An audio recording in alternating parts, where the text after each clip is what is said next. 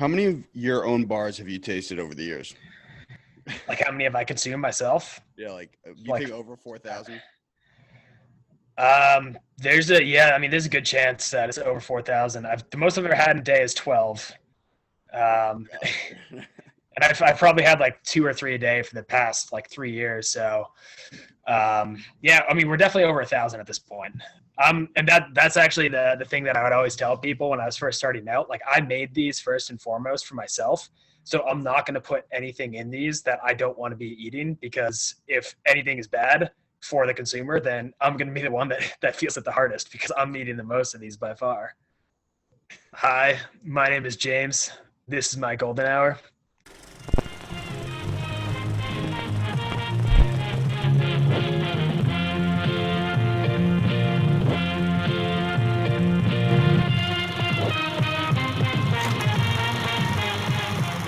Before we begin, hey everybody, this is Conor, Holway of the Golden Hours podcast, and if you by chance get any sort of value from this episode, whether you laugh, cry, you're entertained, or you learn something, dude, just share it with a friend. And if you don't have friends, you shouldn't be listening to podcasts. Anyway, before we move on, James, can you give a quick synopsis of who you are and what you do? Yeah, sure. Name's James Oliver. I'm the founder and CEO of a company called Atlas Bar, which is a premium nutrition bar company. We're making the next generation of protein bars. We've been around for about 3 years, located in the Boston area, are growing quickly, and I'm pumped to be here today. Pumped to talk to Conor. Sweet. Yeah, so I don't honestly know how I got hip to the Atlas Bar initially. I mean, I think when I was hosting that entrepreneurship event, I think it was Greg O'Brien, right? It was Greg, yeah. Yeah, it was Greg. Yeah, so you work with Greg. I love the nutrition space, dude. Like, I love it. And it's so insanely competitive, your market. Like, you go to Market Basket, and there's literally 60 different SKUs of protein bars. And so I think anybody who gets into this space has got to be a competitive psycho. And I know right now you seem calm and chill, but I know you probably got a little demon in you. A little bit. But dude, there are very few bars that I think have a decent macronutrient split with decent calories that also taste good, and your bar is definitely one of them. Yeah, I'm glad to hear that. Love to hear that. But yeah, you're absolutely right. It's probably the most competitive space. Like when you go into a grocery store, I think there are more products in the bar category than any other category.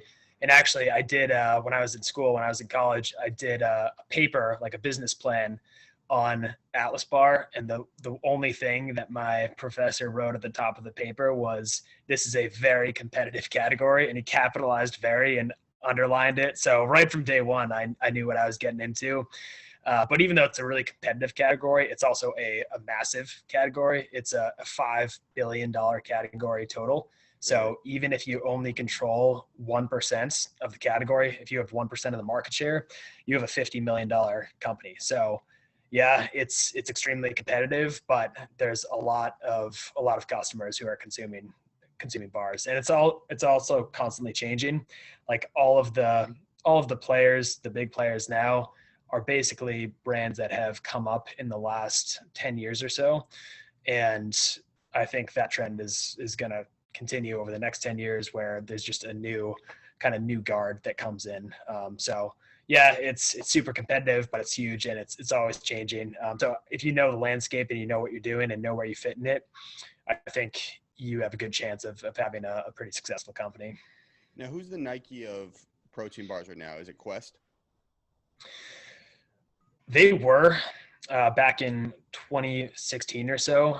They lost a bit of their fastball. They did some reformulations, and they stumbled a little bit. Right now, the two top dogs have been Kind and Cliff Bar for the past like 20-25 years. Both of those companies, I think, have around $1 billion in sales each. So they control a lot of the category. But for protein bars specifically, I think Quest is the number one in terms of like total sales. Yeah. Well, dude, for the average consumer, I can understand why Kind and Cliff are the most dominant brands, but anybody who knows a little bit about nutrition knows that those bars are essentially just like sugar candy bars for the most part. Yeah. They're not really fueled for nutrition like your bars. And so you're kind of offering, you sell in a much different segment than them, don't you? Like, who are you targeting? Yeah.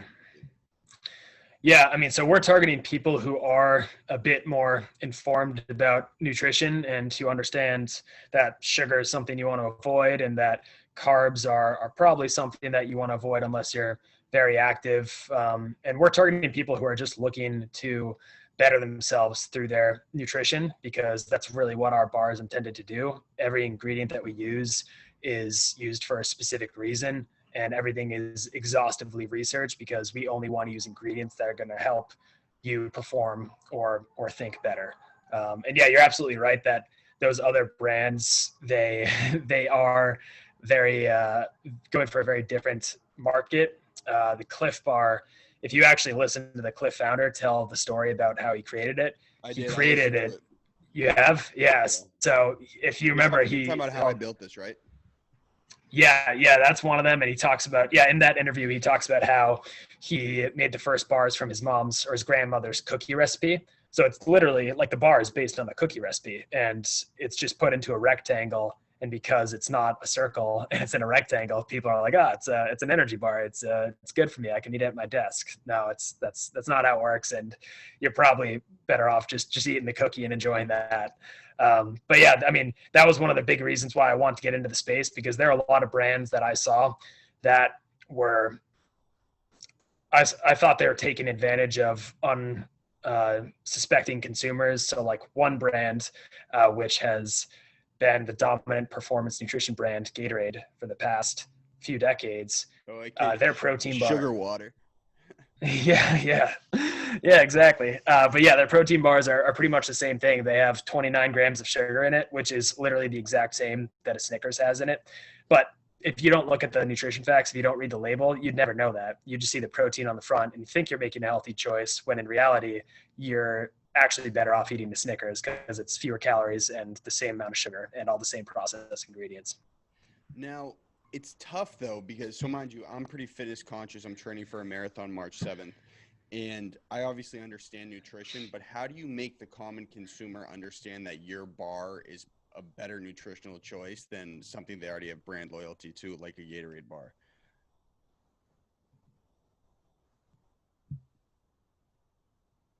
I think I lost you for a sec there, James. Oh, sorry, Conor. Breaking up just a little bit, my boy. Can you hear me? Yep, I can hear you now. Goddamn Zoom, man. Cut out for a second. Wait, let me. I felt like Anderson Cooper when I asked that, so let me rephrase it. So, I lost you again, James. Damn.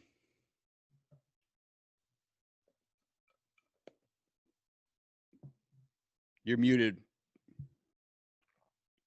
There you go. Cool. No problem, dude. It's the world we live in, man. So again, what I'd asked is the common consumer doesn't really understand nutrition very well. And obviously you're tailoring your product to people who understand macronutrients and understand that your bar is better. How do you create brand loyalty in a product where you're asking the consumer to go above and beyond with their knowledge, if that makes sense? Yeah, it's a really tough thing to do, especially when you need to educate the consumer. So the trick is to actually have a product that is effective, but communicating that in a way that's really digestible and easy to understand from the consumer perspective.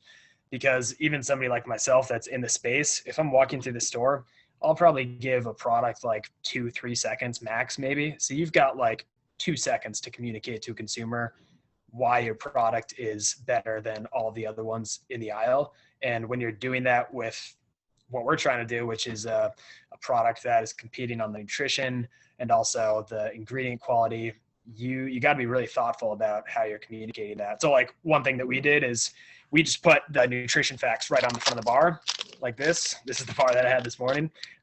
So Yeah, there you go. Product placement for my boy.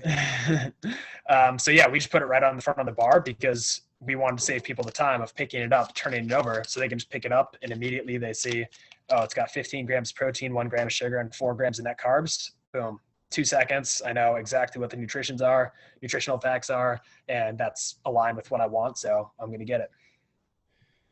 How many of your own bars have you tasted over the years? Like how many have I consumed myself? Yeah, like you think over 4,000? There's a good chance that it's over 4,000. The most I've ever had in a day is 12. And I've probably had like 2 or 3 a day for the past like 3 years. So, yeah, I mean, we're definitely over 1,000 at this point.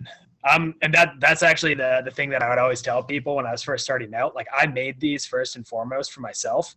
So I'm not going to put anything in these that I don't want to be eating, because if anything is bad for the consumer, then I'm going to be the one that feels it the hardest, because I'm eating the most of these by far. Now, let's throw it way back. How did you started this at Tufts?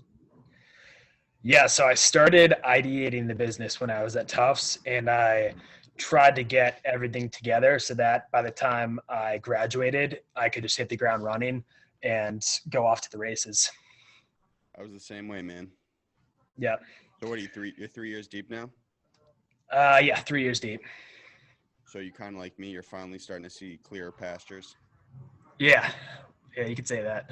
Dude, what were your first 6 months like running the business? Were you just throwing? They were an absolute grind. It was an absolute grind. So I had worked at a few offices before graduating, and I just knew within like a day of being in there that I couldn't do that. It was just not for me.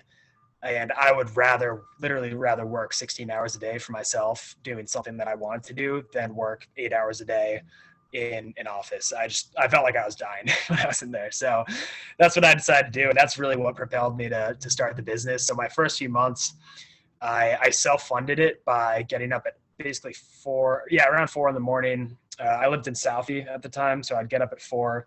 I'd drive Uber from 4 to 9 or so. And then once 9 hit, I would basically hit the streets selling bars to CrossFit gyms and Orange Theories in the area.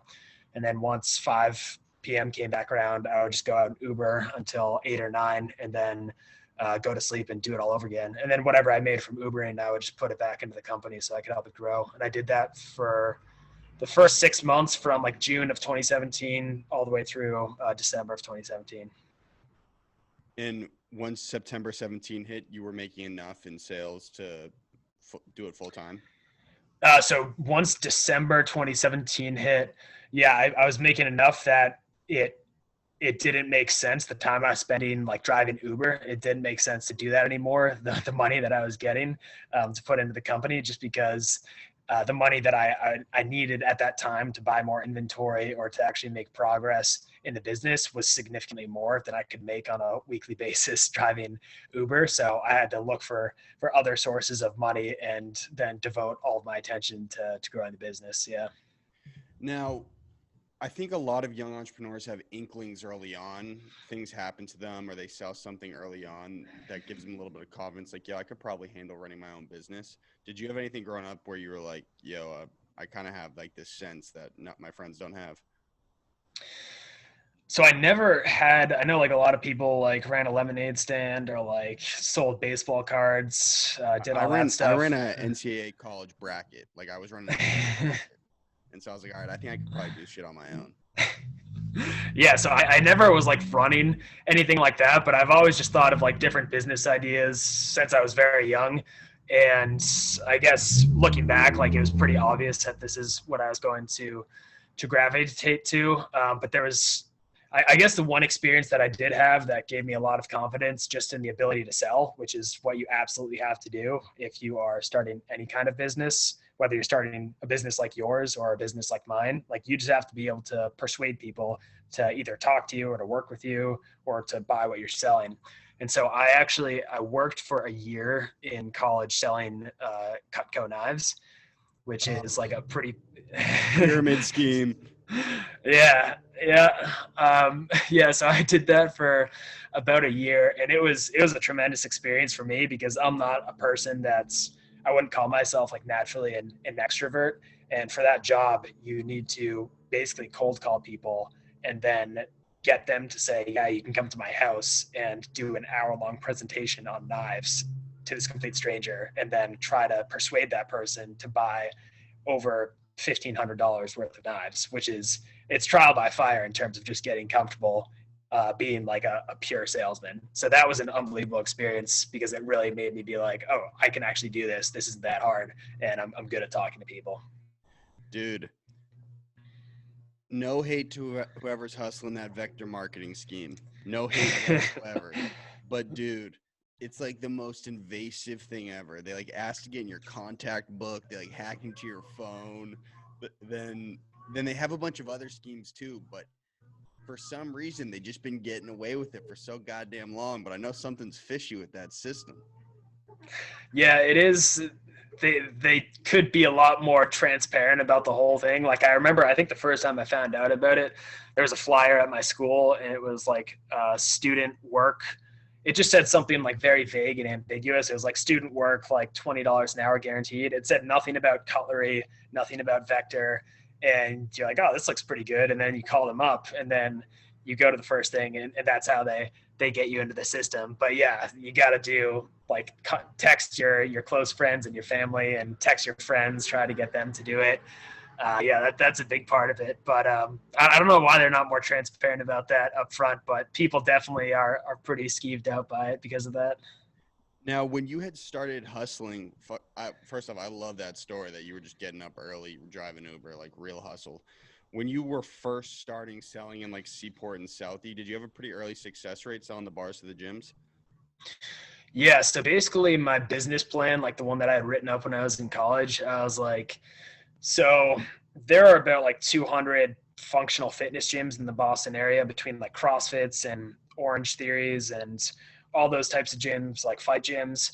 And what my hypothesis was that, okay, I think all these people, they're spending a good amount of money on their fitness memberships, because like a CrossFit membership minimum is going to be like probably $150. In the city, it can be as high as like $300. So people that are going to these places, they've got a good amount of money that they're willing to spend on health and wellness, because the average gym, like a Gold's gym, I don't know, it's like $30 a month. So these people are literally paying like 5 or 10x as much for their CrossFit membership than they would be for their normal membership. So I was like, okay, if these people are willing to pay that much more for their gym membership, they're probably willing to pay like 1.5 times more for a better nutrition source, for a better bar. And so I was like, all right, these people are my target. And there's about 200 of these gyms in the greater Boston area. So if I can get each one of these gyms to buy like $100 worth a month, then I can get this to a 6-figure business within, I think, about a year. And so that was like my whole thesis starting out. And that gave me really good direction, because I was like, all right, I just got to hear all my targets. I just got to go to all of these. I just got to walk in the door and start slinging bars. It made it very simple. It is really simple. And did you have an early success rate, or were people still? Yeah. No.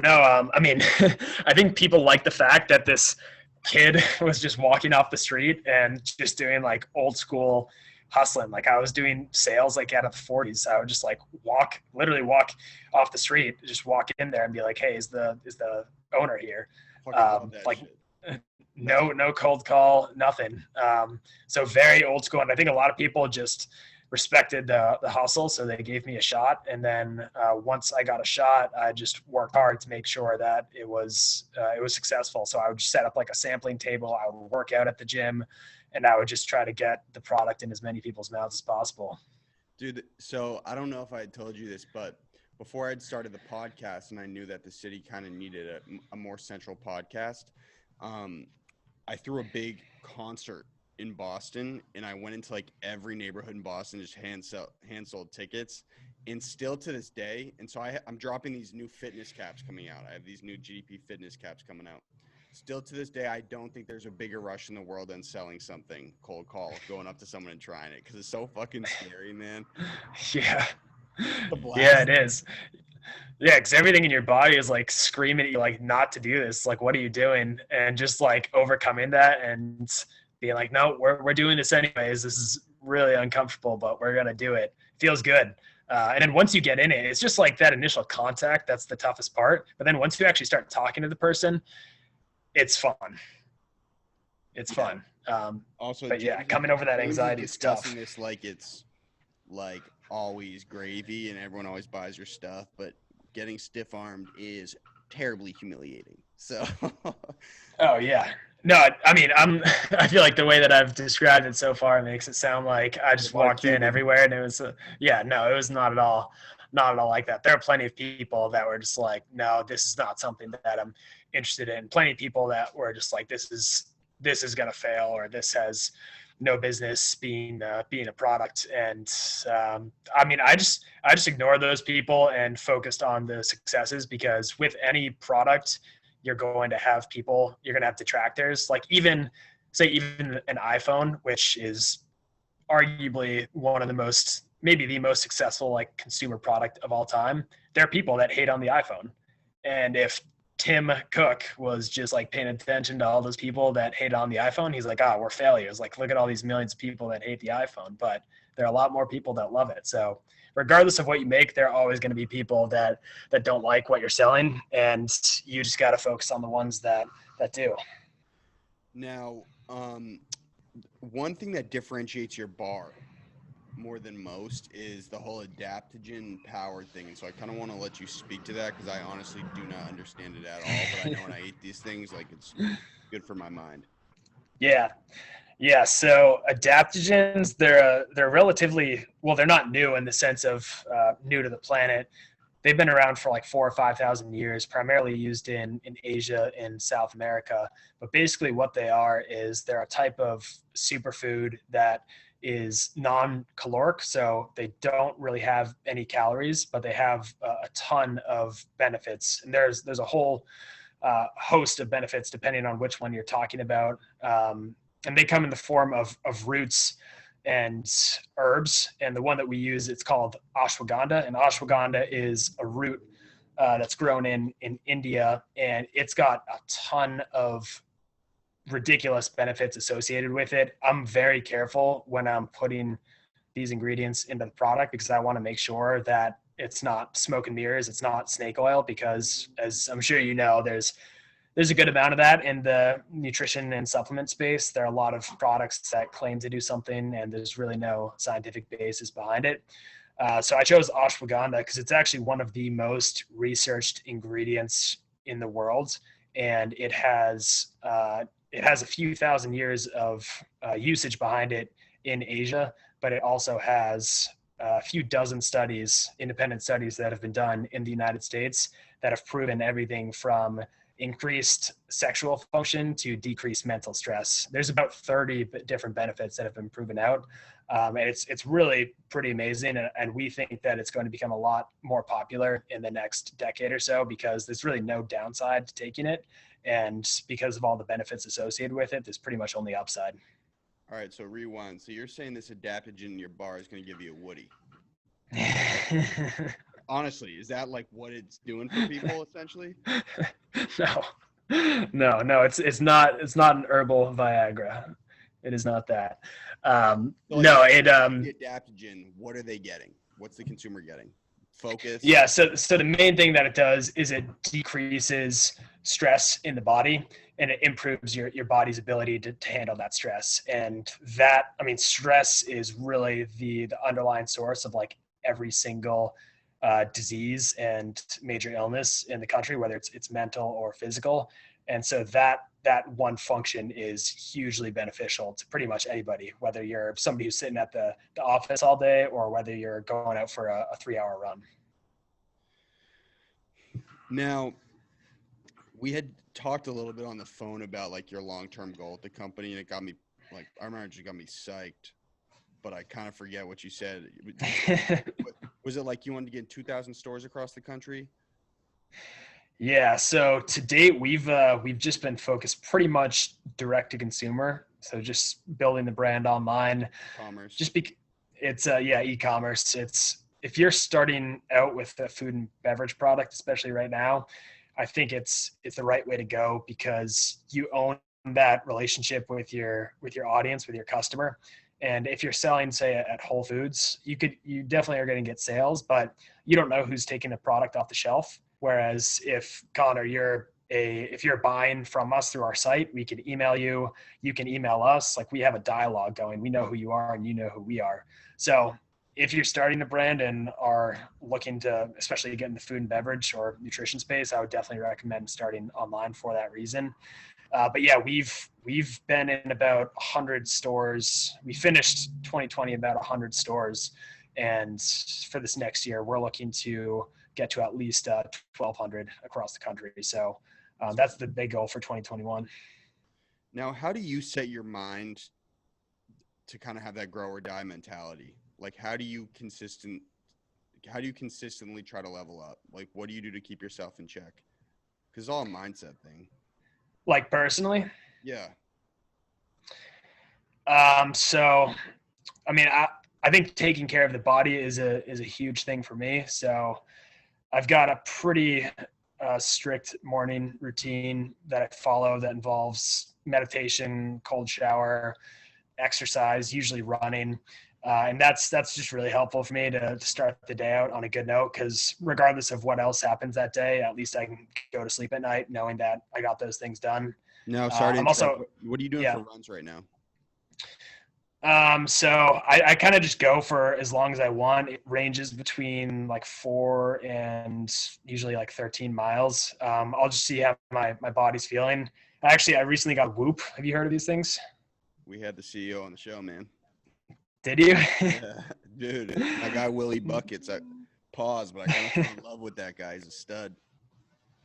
Yeah, so I've had this thing for like a week, and I love it. It's like the thing that I've wanted since I was like 6 years old. So I'm using this to now, like, yeah, it's unreal. I just got them all for my team, and I've had it for like a week, and I was like, you know what? These guys need it. These guys need them.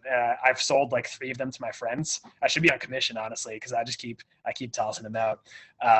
But yeah, so that's how I'm tracking like what I should do on a day-to-day basis now. I'm checking the Whoop in the morning, and it's like you're like 20% recovered, so you probably shouldn't go run 10 miles. So that's kind of what I'm using right now. And then I read a lot because reading to me has always kind of been like a cheat code, because when you read, you get to access the minds of some of the smartest people in history. And so, like, why wouldn't you take advantage of that? I used to just check. I used to have a library card. And have you seen Good Will Hunting? You must have. I sometimes think I am Good Will Hunting. Is that a stupid question? Yeah. So what specifically have you been reading recently? So the book I'm reading right now, it's called the Almanac of Naval Ravikant. And he's a guy that's, I don't know if you're familiar, but billionaire philosopher type dude. He's just got like a lot of very simple but profound insights. So yeah, I just like to continually absorb information from people that are a lot smarter than me, because it makes me think in positive and different ways about the world. How do you navigate your ego when in building a business? It's tough, man. Yeah. You don't have to cry, bro. It's okay. No, I mean, it's a big question. Like, what specifically about the ego? Well, I think the ego is essential for growth. You want to always be bigger. You want to do more. You think you have potential to go reach, but at the same time, you can, if you're not in check, you can overreach and you can do some reckless shit. Yeah. Yeah. I mean, for me, I think about it from like what your intention is. So if you're trying to grow a business because you want to have a $1 billion business to feel fulfilled, then that's one thing. But if you really believe in your product and you want to help as many people as possible, and that's why you want to grow, then that's another thing. I would prefer to be in that latter category, because helping people is something that I really enjoy doing. And that's what makes me feel really good. And just hitting numbers for the sake of numbers, that doesn't necessarily do anything for me. So Yeah, I mean, that's kind of how I think about that, but it is really tough because you absolutely do need ego, especially when you are the head of a company, because you need ego to, it motivates you in some sense to want to do better and to want to always level up, but you can't let it get out of control, because if it does, that's where arrogance comes from. That's where a lot of short-sighted decisions come from. And I think that's a slippery slope. So you got to watch that. Yeah, I mean, also at the same time, I was talking with Riley and Lexi about this. A lot of entrepreneurs get into the space. Obviously, people are like, well, you want to fulfill a problem, or like, solve someone's problem, or you want to be your own boss. But it's inevitable that a lot of people in the space also, they want to win, man. People want the glory, and I mean, a lot of people do it because they're hyper competitive and they like the acclaim that comes with it. How do you navigate that? Because it's not necessarily a bad thing, but it's not probably the best intention thing to motivate all your actions. You mean approaching the competition in the space? I'm gonna Like, be how do honest. you? I'm gonna be honest. That was one of the worst run-on questions I've ever asked. Let me rewind. My question is, I think at this stage in building anything, there's nothing wrong with being materialistically motivated. Hmm. I want to get a bigger car. I want to get a bigger house, whatever, because they help. They help drive you. Mhm. Do you think that's a moral problem? I don't necessarily think that that's a moral problem, but I think if your motivation primarily is materialistic, that might be something you'll have to deal with down the road once you eventually get that car or get that house and realize that you're still the same person you were before, and that's not what actually makes you happy. I mean, I've always loved the example that Warren Buffett sets, because that dude he's been one of the wealthiest people on the planet for the past like 40 years, and that guy's lived in the same house since he was, I think, since like the 60s. He He lives does in this he like, does that crazy shit every morning with like the egg McMuffin. Like he'll get a sausage. yeah. Yeah. Biscuit. Yeah. So, I mean, that guy has more reason than anyone to buy like the biggest house in the world. But I think he just realized early on that um, that's not what, at least for him, that's not what makes him feel fulfilled. So he drives this like pretty shitty car and lives in this very small house, and he seems to be loving life. But yeah, that's definitely something that I've thought a lot about. I read a book recently that was very helpful with that. It's by John Wooden. Does that name ring a bell for you? The basketball coach. Yeah, UCLA basketball coach. He won like 10 out of 13 years or something like that, the NCAA championship. And basically, his perspective is just do the best that you can every single day and just focus on being the best you can. Like for Conor, focus on being the absolute best podcaster that you can be. And don't worry about what the competition is doing, because if you just focus on being the best podcaster that you can be, then you will become a successful podcaster just by virtue of doing that. But just focusing on that day after day after day, that is the secret to ending up where you want to end up, and where all those things you want, all those materialistic things, the wealth and the success as a podcaster, that will come as a byproduct as just focusing on that process. It's a lot easier said than done, Yeah. especially if you're impatient. Yes. Well, dude, Yeah, it absolutely is. Lexi gave me a little bit of a trigger that we're approaching the end time here. So I want to just ask you one more question. Well, I have two more questions. One, I hope you had a good time. Yeah, absolutely. This is a good time. Dude, we don't even have to record next time. I mean, you can just hop on a FaceTime. I'm down. Number two, if people want to access, and I'll vouch for you here, the Atlas bar tastes amazing. So even if you don't really care that much about your nutrition, it's a great snack. You can clip that, man. Appreciate that. Where can people get the bar? So we don't have a ton of retail stores right now. So I always tell people that the best way to try them out is just going to our site. We offer a sample pack where you can try one of every single flavor for a subsidized cost, because we want to give people the chance to try them out before they make a bigger commitment. So if you go to atlasbars.com, that's the best place to get them. Sweet. Now, You think you're on track to hit the goal this year? Yeah, we're actually a third of the way there already. Oh So yeah, we got a lot of year left, and only 66% of the goal. So I'm feeling good. let's go.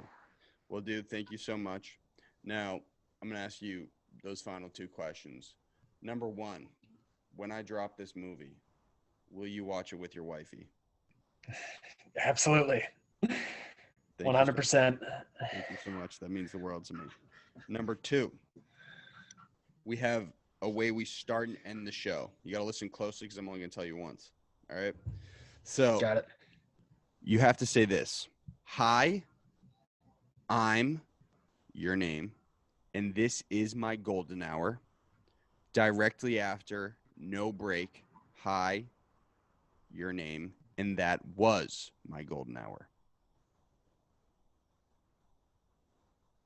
Got it. Whenever you're ready, man.